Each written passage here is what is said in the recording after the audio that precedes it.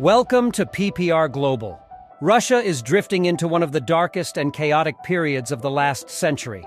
The country's economic resources are alarming, and the economy, groaning under a heavy debt burden, stands on the brink of collapse. In this chaotic environment, Vladimir Putin is trying to use the invasion of Ukraine as a victory wreath to maintain his power. But Russia's Iron Curtain is now being torn away, and the people can clearly see the grand illusion on the stage. A deep sense of discontent and rebellion is bubbling up in Russian society. The footsteps echoing in the streets are getting louder and louder, demanding a change of leadership. These voices, echoing in the corridors of the Kremlin, are shaking the foundations of the Putin regime and are blowing the winds of an epochal change in Russia's political landscape. Let us take a closer look at the latest developments on Russian soil and explore their impact on the Russian leader. Russia's military operations against Ukraine have replaced the initial national euphoria with growing fatigue and discomfort. Ukrainian defense intelligence reports on the effects of Kremlin propaganda on the Russian population.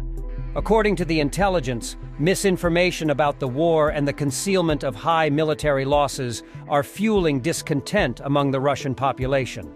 In particular, Moscow's recent economic pressures, such as record tax increases and dwindling resources, are causing serious dissatisfaction among the population. Defense intelligence draws attention to the Kremlin's efforts to manage this fatigue and discontent. It is reported that the Russian government has taken various social and cultural measures to alleviate the social tensions caused by the war. These measures include increased support programs for soldiers who participated in the war and their families, events encouraging the participation of the local population, and social benefits for veterans. For example, in the Russian Federation, the minimum percentage of car parking spaces reserved for people with disabilities has been increased to 15%, and vouchers for free access to cultural events have been distributed to war participants and their families.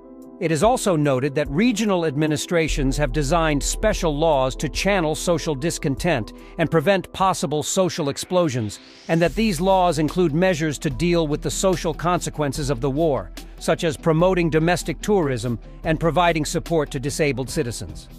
The intelligence report underlines Russia's strategy to reduce and control general dissatisfaction by increasing social activities. This shows how the Kremlin is struggling to manage domestic reactions to its war policies, and how it is using social and cultural programs as a shield to overcome these difficulties. In addition, Russia continues to seek financial resources to continue its war on Ukrainian territory. The recent extension of the occupation campaign to the northeastern Ukrainian fronts and the Kremlin's desire to occupy Kharkiv to gain more territory have increased Russia's search for military financial resources. This is because the artillery shells, kamikaze drones, missiles, and weapons used on the front line need to be replaced, and Russia has been particularly disappointed in this regard recently. With the country's economy becoming increasingly insecure, production activities collapsing, and Russian citizens losing confidence in the government, the Kremlin's ability to continue its war in Ukraine is becoming increasingly impossible. The Bank of Russia has raised its key lending rate 4 times this year in a bid to contain inflation and stabilize the ruble exchange rate. When it last raised the interest rate to 15%, banks had expressed concern that prices would rise by about 12% on an annual basis.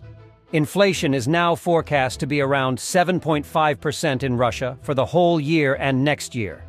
On the other hand, the sanctions imposed by the US and Europe have put a stranglehold on the Russian economy.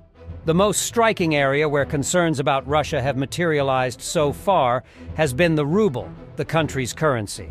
Such a sharp depreciation of the ruble inevitably increases the cost of imported goods, creating inflation and threatening economic growth by slowing down domestic consumption in Russia. For Russia, one of the vital levers for the continuation of the war in Ukraine is energy revenues. Traditionally, oil exports have been the cornerstone of the Russian economy.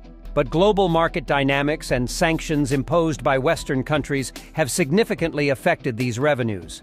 The Kremlin expected stronger support from its allies to cushion these financial blows, but this support has not materialized as expected. China, a key strategic partner, has been a particularly sensitive point for Russia. Despite close economic and political ties, China has refused to supply arms to Russia for use in the Ukrainian conflict. This stance was reaffirmed by Chinese Foreign Minister Wang Yi, who stated that China does not sell lethal weapons to any conflict party, including Russia. This position is part of China's policy of maintaining a neutral stance in the conflict, while balancing its important economic relations with both Russia and Western countries. The relationship between China and Russia is complex and multifaceted. While sharing a strategic partnership, China's reluctance to provide direct military support is driven by the need to maintain good relations with its critical trading partners, the rich Western democracies. Any overt support for Russia's military actions could seriously damage China's economic interests and global standing.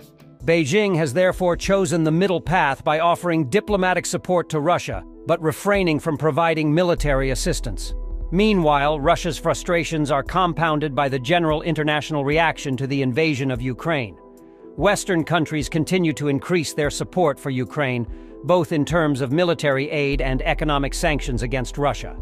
This has left Russia in a difficult situation, struggling to maintain its military operations and economic stability. The Russian government has made several appeals to its allies for more substantial support, but the response has been insufficient. The geopolitical landscape thus sees Russia grappling with significant internal and external pressures. Its alliances, while strategically valuable, are proving less useful in practical terms, especially in the face of a protracted conflict that shows no signs of abating. This also means that Russian leader Vladimir Putin is completely isolated in the global economic and political arena. So what is Russian leader Vladimir Putin doing in the face of all these events? Vladimir Putin does not care about a series of failures on the front lines and the lives of hundreds of thousands of soldiers, nor does he react to the war coming to his country. Putin's indifference is infuriating the Russian people, who are hardening their attitude towards the authorities. In response, the Kremlin interferes with information sources in order to continue its perception operation on the public. Russia aims to create its own Wikipedia to control the masses. Since almost every Russian citizen has access to the internet, it has become particularly difficult to hide information from the Russian public. The Russian government has been at great odds with Wikipedia for many years. In fact, plans to create their own alternative to Wikipedia were launched in 2014. I find it interesting that in 2014 its government started creating its own Wikipedia site called Ruwiki. What important events happened in 2014? The Russians invaded Ukraine and occupied several major regions, stealing both territory and economic power from Ukraine. The problem is that, according to Putin's latest words, Russia has started another war, this time focusing on the capture of Ukraine. The Russian president has issued several ultimatums, calling on Ukraine to cede all the territories it occupies in exchange for peace. At present, Putin has made it clear that Zelensky has rejected such proposals, which has motivated him to continue the conflict. Russia has been involved in some form of propaganda dissemination for the last 50 years, and its own Russian citizens have expressed their distrust of their government. Heidi Carr, a lecturer at the University of Miami, said of Russia's use of propaganda, "This is not just a war with bombs and tanks, but a war with lies and propaganda as the main weapons."